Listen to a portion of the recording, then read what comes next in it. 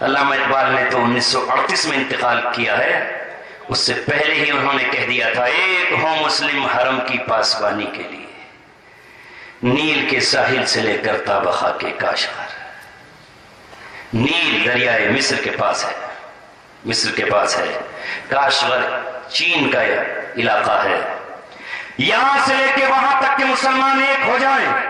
علامہ اقبال یہ کہتے ہیں، روتے درد سناتے چلے گئے کہ مسلمان ایک ہو جائیں، جس دن ایک نہیں ہوئے اس دن یہ ختم ہو جائیں گے، جو کرے گا امتیاز رنگ و خون مٹ جائے گا، ترک خرگاہی ہو یا عربی والا گوہر۔ انہوں نے اس نسخے پر عمل کیا، امت مسلمہ کو بانٹو۔ پہلے 1924 میں خلافت کے توڑ کر 55 ٹکڑے کر دیے، وہی خلافت جس کے لیے مولانا محمد علی جوہر روتے رہے، جیل کی سلاخوں میں پڑے ہوئے چکی پیستے رہے، جس کے بچانے کے لیے مولانا شیخ الہند کالے پانی کی سزا پاتے رہے۔ ابھی تو خلافت 1923 میں تو حضرت کا انتقال ہوا ہے، اس خلافت کے بچانے کے لیے مولانا قاسم نانوتوی زخم سہتے رہے، اسی خلافت کو بچانے کے لیے ہندوستان کے مسلمان سڑکوں پر نکلتا رہا۔ بھی اما نے شعر لکھ کر ہندوستان کے اخباروں کے حوالے کیا اور یہ کہا، بولی شوکت علی کی اما، جان بیٹا خلافت پہ دے دو، جس دن خلافت ختم ہو جائے گی مسلمانوں کو کوئی اپنے آنچل میں چھپانے والا نہیں ہوگا۔ یہ بوڑھی ماں صحیح، یہ کمزور گھٹنوں والی صحیح، یہ اپاہج صحیح، لیکن یہ وہ ماں ہے جب ساری دنیا سو جاتی ہے تو رات کو اسے نیند نہیں آتی، اپنی اولاد کے لیے دعا کرتی ہے۔ یہ وہ ماں ہے جو پیروں سے تو نہیں چل سکتی لیکن اپنے بیٹے کے چہرے پر ہاتھ پھیرنے کے لیے گھٹنوں کے بال کھسکتی ہے۔ یہ وہ ماں ہے جو بیٹے سے پوچھتی ہے، بیٹے تو نے کھانا کھایا یا نہیں کھایا، جس کی آنکھیں ان کے بیٹوں کی جوانی کے لیے کام آتی ہے۔ اگر یہی ماں نہ رہی تو کون رات کو روئے گا؟ یہی ماں نہ رہی تو کون تیرے لیے رات کو دشمنوں کے سامنے کھانسے گا؟ یہی ماں نہ رہی تو کون تیرے سر پہ آنچل و ہاتھ رکھے گا؟ یہی بات علامہ اقبال کہہ رہے تھے، جس دن یہ ٹوٹ جائے گی تو تمہارے آنسو پہنچنے والا کوئی نہیں۔ ٹوٹ گئی، یہ 55 ٹکڑے ہو گئے، ختم ہو گئے، تو چھوٹے ٹکڑے کو کھانا بہت آسان ہے۔ آپ بھی روٹی پر جب بیٹھتے ہو تو پوری کھا لیتے ہو یا ٹکڑے کرتے ہو؟ بتاؤ اس سرائے ترین والوں، پوری ایک دم ہاؤ ہڑپ ہو جاتی ہے، ٹکڑے ہوتے ہیں؟ ارے یہاں دکان پہ جاتے ہو گوشت لینے کے لیے، بڑا پارچہ دیتا، کہتے ہیں بھائی ٹکڑے کرو اس کے، ذرا قیمہ کھانا ہے آج۔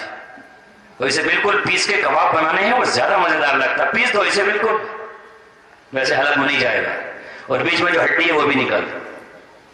یہی رسول اللہ صلی اللہ علیہ وسلم نے فرما دیا، یوشک ان ترا علیکم الامم، ایک وقت یہ آ جائے گا کہ دنیا کی تمام قوموں کو کوئی کام نہیں ہوگا، صرف ایک ہی کام ہوگا۔ آج بانڈ میں جمع ہو مسلمانوں کو کیسے کھانا ہے، آج شنگھائی میں جمع ہو چین میں مسلمانوں کو کیسے ہڑپ کرنا ہے، آج جرمن میں میٹنگ ہو رہی ہے مسلمانوں کو کیسے تباہ کرنا ہے، آج یہ اور کل وہ، پرسوں یہ تو میٹنگ چل رہی ہے۔ کیا ہو رہا ہے دنیا میں اس کا پتہ ہی نہیں۔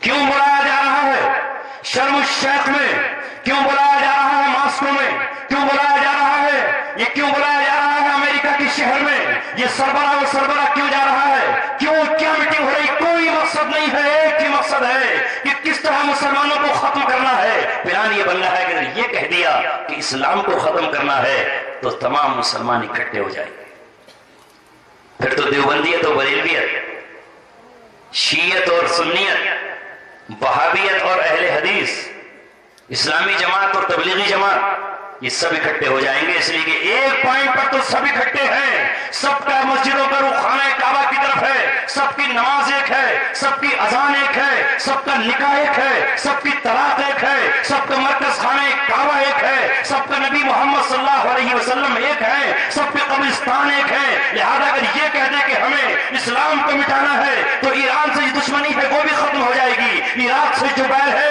وہ ختم ہو جائے گا، لیبیا سے جو دوری ہے وہ سمٹ جائے گی، سعودی عرب سے جو محبت ہے وہ بھی محبت دوسروں سے ہو جائے گی۔ لہذا یہ کبھی مت کہنا کہ اسلام سے لڑائی ہے، وہ کہتے ہیں ہم تو اسلام کو پسند کرتے ہیں۔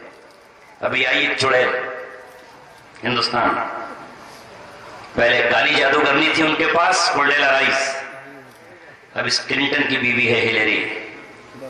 کلکتہ میں چند نوجوانوں نے سوال کر لیا کہ امریکہ اسلام کے دشمن ہے، تو کہتی ہے کہ اسلام کے دشمن ہے، میرے تو ماتھا جھنک گیا۔ مجھے بڑا افسوس ہوا کہ یہ ذہن بنا رہے ہیں کہ اسلام کے خلاف ہے امریکہ. ارے مکہ کس کا ہے تو بتا، ظالمہ بتا، پوری انسانیت کی قاتلہ تو بتا کہ حرم محترم کس کا ہے، مدینہ کس کا ہے. میرے نبی نے اپنی زندگی میں کسی کا کیا بگاڑا ہے؟ میرے نبی 27 مرتبہ میدان جنگ میں نکلے انصاف قائم کرنے کے لیے، 99 لشکر بھیجے.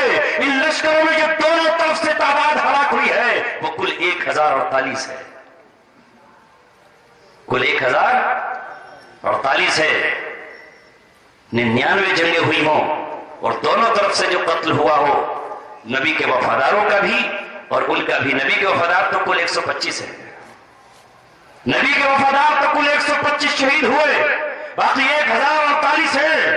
وہ امن والا نبی جس کے شہر امن والا ہے، اس امن کے شہر کو مٹا کر تو کیا کرنا چاہتا ہے یہ بتا. کتنے بڑے ظالم ہیں یہ لوگ جنہوں نے جاپان پر بم گرائے تو ایک ہی منٹ میں 2.5 لاکھ انسانوں کا قتل ہو گیا.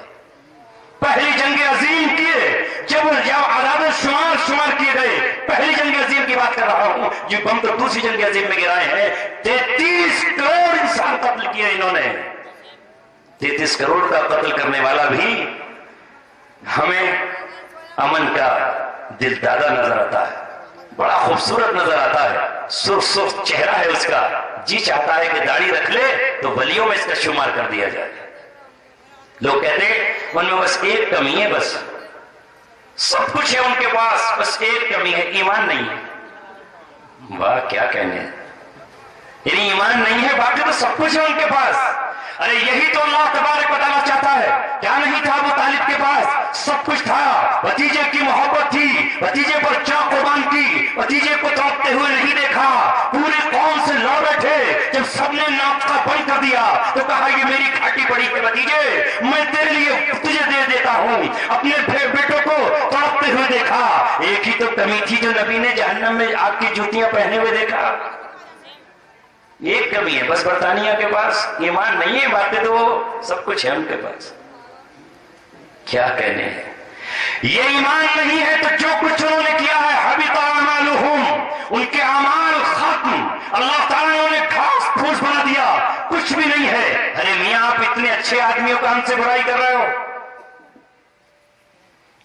جو ورلڈ ٹریڈ سینٹر جہاں پر عمارتیں گری تھی وہاں مسجد بنا رہا ہے. کیا کہنے ہیں صاحب، مسجد بنا رہا ہے وہاں پر. تو مکہ مسجد نہیں ہے؟ ارے اس کا نام تو مسجد حرام ہے. کیا مدینہ منورہ میں مسجد نہیں ہے؟ کیا مسجد اقصی مسجد نہیں ہے؟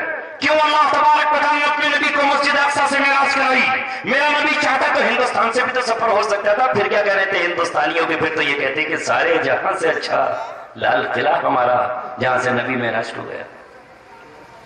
یہ شرف تو نہ ملا.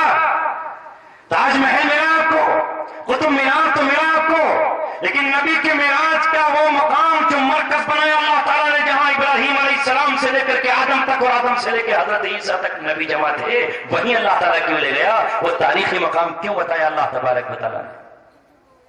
وہ ہمارا نہیں ہے، نہیں ہے ہمارا. اسے آزاد نہیں کرایا جائے گا، اس کے لیے نہیں توپا جائے گا. لوگ کہتے ہیں مسجد بنا رہا ہے. میاں ٹی پوائنٹ پر کیا کہنے، میں جاتا ہوں تو مجھے تو ہزاروں کروڑوں ڈالر چندہ مل جاتا ہے. یہ بات قرآن نے واضح کر دی. جو قرآن نہ پڑھے اور وغیرہ وغیرہ پڑھتا رہے اس کے تو کہنے ہی کیا ہے، کچھ پڑھتا رہے. قرآن نے کہا اجعلتم سقایۃ الحاج وعمارۃ المسجد الحرام، ارے تم خانہ کعبہ کی عمارت کو بنانا اور حاجیوں کو پانی پلانا، یہاں کولڈ ڈرنک رکھ دی، یہاں پر فلٹر کرنے کی مشین رکھ دی، یہاں ٹھنڈا پانی، یہاں گرم پانی، یہاں پر لا کر کے ایک واٹر کولر رکھ دیا، ہم نے پانی کا انتظام کر دیا. اللہ تبارک و تعالیٰ ان سے کہہ رہا ہے جس پر ناز کرتے تھے مسلمانوں کے پاس کیا ہے؟ کچھ بھی نہیں ہے ان کے پاس. ہم خانہ کعبہ کو بناتے ہیں، حاجیوں کو پانی پلاتے ہیں. اللہ نے کہا تمہارا یہ کعبہ کو بنانا، حاجیوں کو پانی پلانا بلال کے برابر بھی نہیں.